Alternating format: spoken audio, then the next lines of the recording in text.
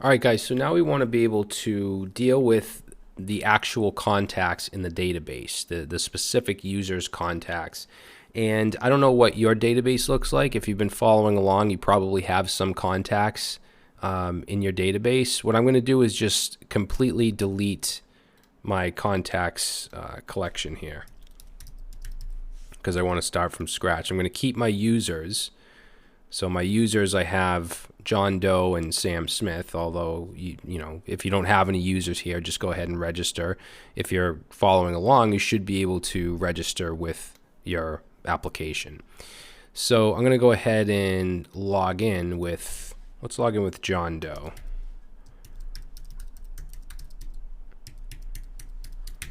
Now, we already have all of our backends all set, so we can actually make a request to add a contact with a specific user, with a specific logged in user.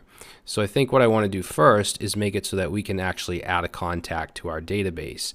Now, initially, we're not going to see it here because we're going to fetch from the database afterwards. But let's make it so that we can actually add a contact. So I'm going to go to, so we can close this up and we can go to our contact context. So if we go to, let's see, where are we? Context, contact, and then let's go to our contact state. And we already have all of our functions. That's the good news, is we don't have to add all this stuff. We already have it. It's just not interacting with our back end. So in order to make it interact, let's bring in Axios up at the top here so that we can make requests. And let's go down to, let's see, I'm actually gonna, I guess we can clear this out now, these hard-coded contacts, just so this is an empty array. Okay, and if I save that and go back, it's just going to say, there's no contacts, please add one. So I'm going to start off with the add contact. Now, we're going to be, we're going to be making a request here. So let's make this asynchronous.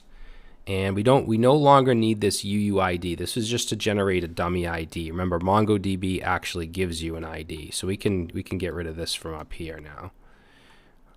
And then in add contact, we're going to, first of all, create our headers because we're sending data, so we need that content type application JSON.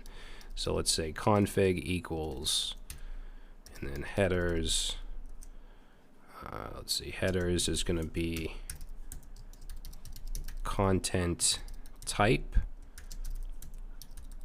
application slash JSON. And then underneath that, we're going to do a try catch. And inside here, let's do const res equals and say await axios.post, making a post request to /API/contacts. And then we're going to send the contact that's passed in and the config. Now remember, we're not sending the token within the header here because it's set globally, and that's because of our set auth token file. We set that as a global value as long as the token is in local storage and passed in. So we don't need to worry about sending it individually.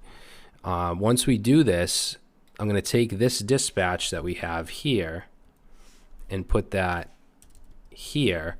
Except for the payload, we're not sending the direct contact that's passed in like we were doing. We're sending the response from the server. So res.data, which will be the new added contact to the database.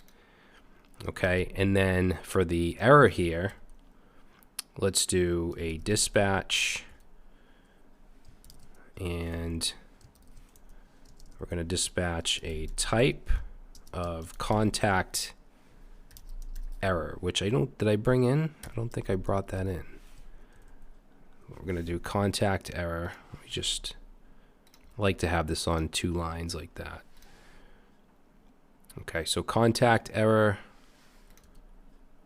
and we're going to send the payload, which is going to be the error. So err.response and then the message. Okay, so we'll save that, and it looks like contact error was never defined, so let's go to types. I must not have added it. Did I? No, I didn't. So I'm going to put in, let's see, we'll go right here and we'll say export const contact error contact error. All right, so we'll save that, and then we need to bring it in here.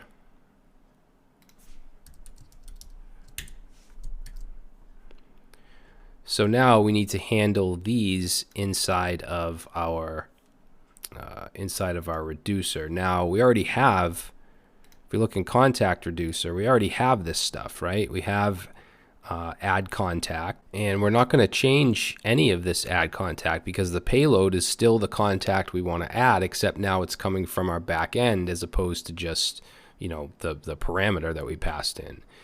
So not much of this is going to change, if any. The only thing that we do need to do here, I think there's two more we need to add. We're also going to have clear contacts, which we didn't bring in either, but we'll do that in a little bit. Let's add our contact error case. So case contact error, and we're going to return state, and we're just going to fill error, which I'm not sure if we even have yet, with the action payload, which will be the message. All right, so let's head over to contact state, and I just want to go up to our initial state, and we don't have error, so let's add that here, which will be null by default, and we need to make sure we pass it down here. Actually, let's put it up with the rest of the state stuff. So right here, error state dot error. Okay. So I believe now all we have to do is call this. It'll make the request. It'll send it to our reducer, which will manipulate the state in the same way. Yeah, I think we should be good. We're still not going to see the contacts in the UI yet, but it should add it to the database. Well, actually, no, we should see it because once we add, yeah, it will get added, but we won't see it when the page loads because we have to add a get contacts. All right, I'm just kind of talking to myself here, guys. Sorry about that. But let's go into our contacts components and go to our form. And let's see, we're already bringing in contact context. We already have our add contact. I don't even think there's anything we have to do here. When we do our submit, we're calling add contact, passing it in, and that's it. It should hit the server. All right, so let's try it. Let's go ahead and log in. Certain things we do when we reload and stuff, it's going to log us out, so you're going to have to log in a bunch of times.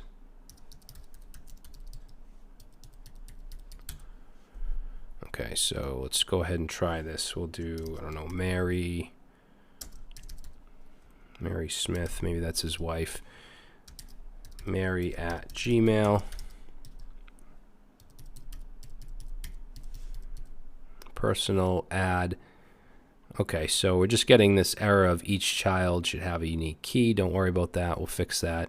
And you can see it gets added to the UI because this is looking at the contact state. Now, when I reload, it's going to go away because we're not initially getting the contacts. We're going to do that in the next video. However, it did get, or it should have got added to our database. So if I reload MongoDB, you'll see now we have contacts. It created the collection on its own, and we have Mary Smith. And the user is going to be the Sam Smith user. So let's add another one. We'll say, let's do Harry White.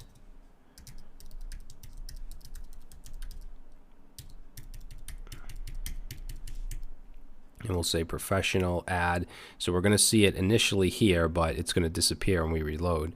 But let's take care of this. It says each child should have a unique key. So it's talking about the contact item. Actually, it's going to be in contacts.js. Now, the reason it's giving us the error is because as our key, well, this is filtered. We're looking at contacts. For the key, we have contact.id.